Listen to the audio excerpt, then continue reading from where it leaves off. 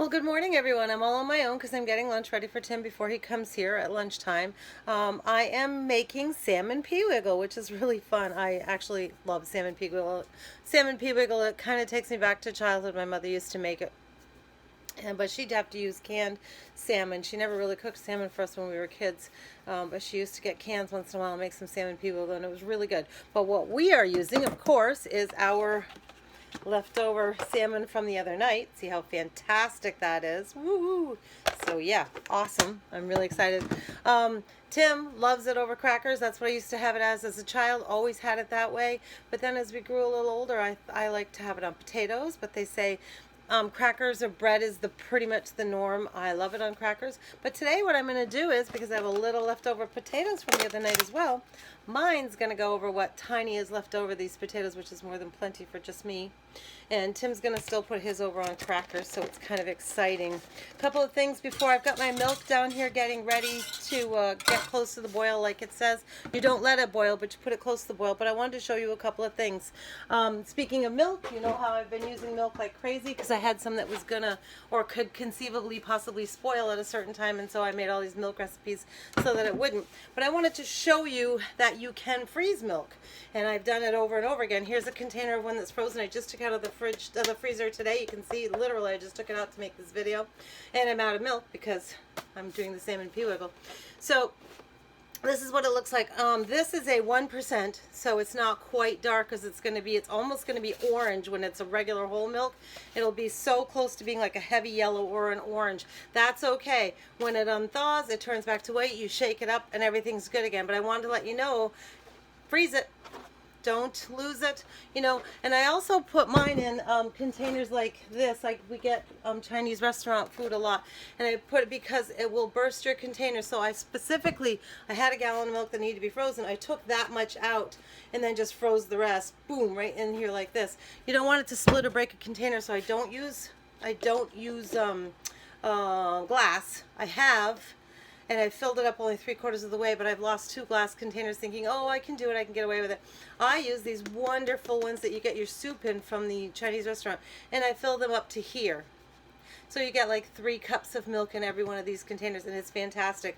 And it's going to expand, and it's fine, it'll never break. So these are like golden to me. I must have like 20 of them, and I use them to freeze milk all the time.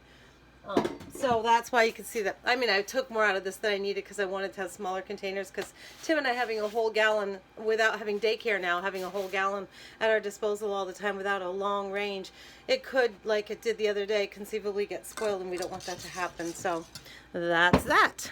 So I froze it. Okay, so now I'm going to go down here on to the stove, and you can see I've got the milk going. You're supposed to put it only till just before it boils, and I'm almost there. As you can see, the bubbles are starting to come around. You can see those bubbles. I'll get you closer. I don't know if you can see on the camera, but I hope you can see the bubbles. You can tell when it's ready to boil because those bubbles will come around. Another thing I wanted to say is we make pea wiggle with flour and milk. Basically, that's all it really is, and then you put your peas and your whatever else you want in there.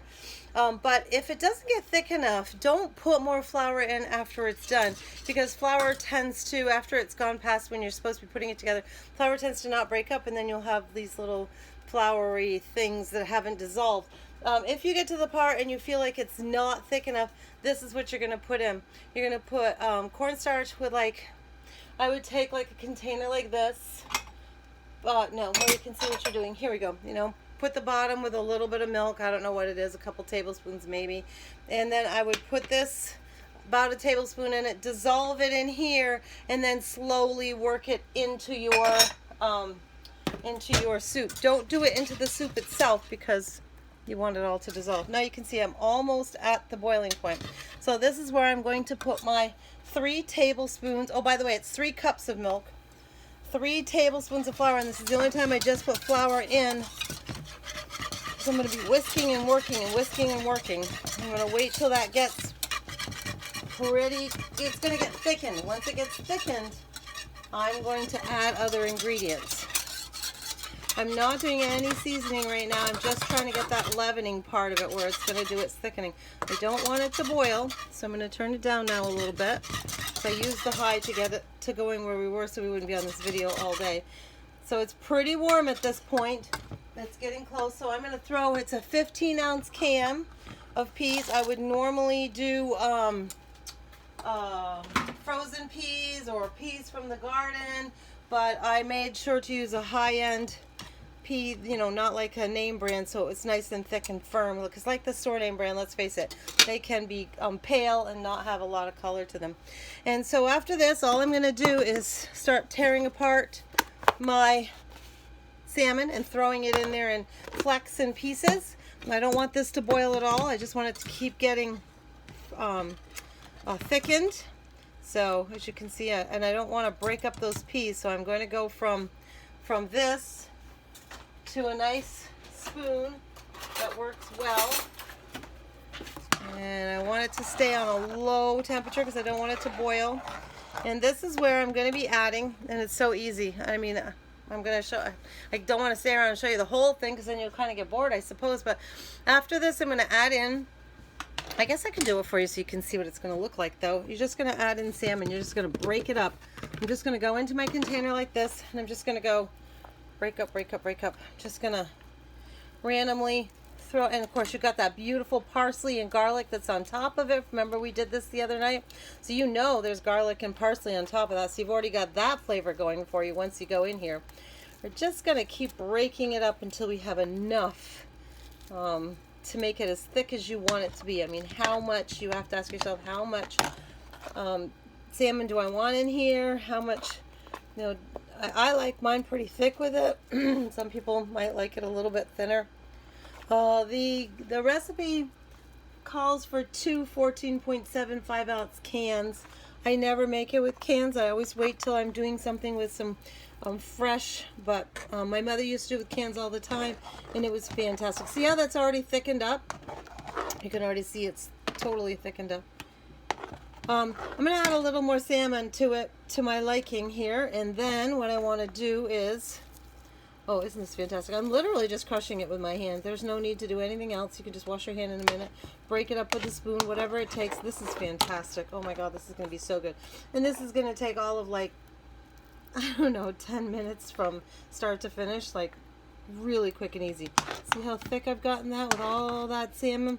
I'm holding on to a little more salmon because I'm not sure yet whether I'm going to do a chowder or what, but I'm thinking possibly it would be a lot of fun, would be salmon patties, you know, like crab cakes, do salmon cakes or something like that. So I'm just washing my hand here for a second, guys. Sorry to pull away from your camera, but... And then from here, all I do is, like I said, if it isn't thick enough, do a little bit of cornstarch and some milk. Now, when you're using cornstarch normally, like in a beef recipe or whatever, you do the cornstarch in water, same amount of water. But you don't want to put water in this beautiful soup. You want it to be milk. So also a side note on this is I only had 2 cups of milk left from all the milk that I had.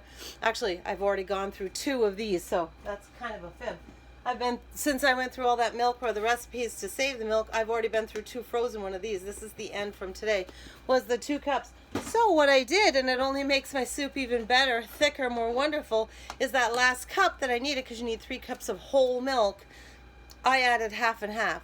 Or you could use, you know, the thick, oh, what do I want to say? It's like whipping cream. Actually, I think they do heavy whipping cream, which is heavy cream. Heavy whipping cream, you can do that. It's only going to make your soup thicker and more amazing. So from here, I've already got this down on low because I know that I don't want it to boil and I just want it to get its flavors together. So now all I'm doing from here is I'm just going to salt and pepper to taste. And I always, again, you know me, I got to do my own thing.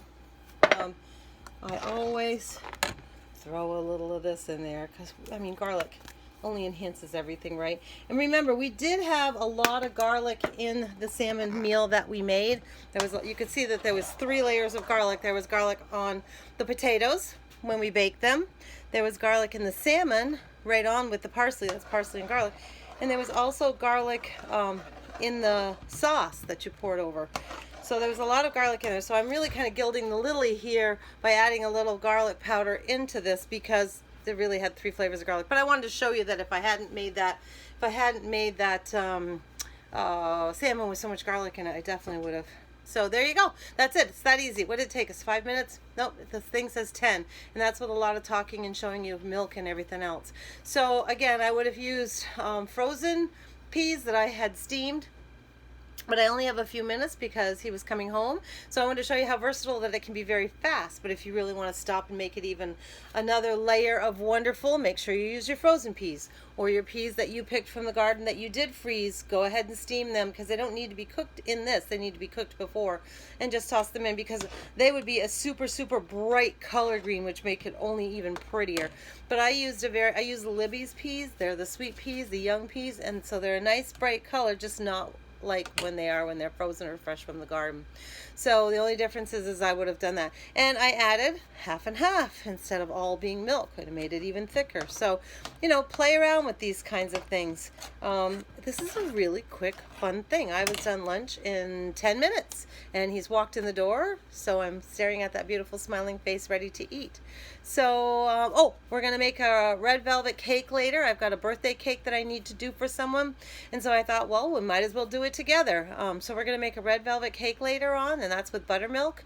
And that's going to be kind of exciting because I've never made one yet. So I hate to have the client, no, I haven't made one yet. But we all know that when I make stuff, it's really good. So I'm not worried about the quality of it when it's done. So come on back to me later on after lunch and everything, and we can make a red velvet cake with cream cheese frosting together. Thanks. Bye.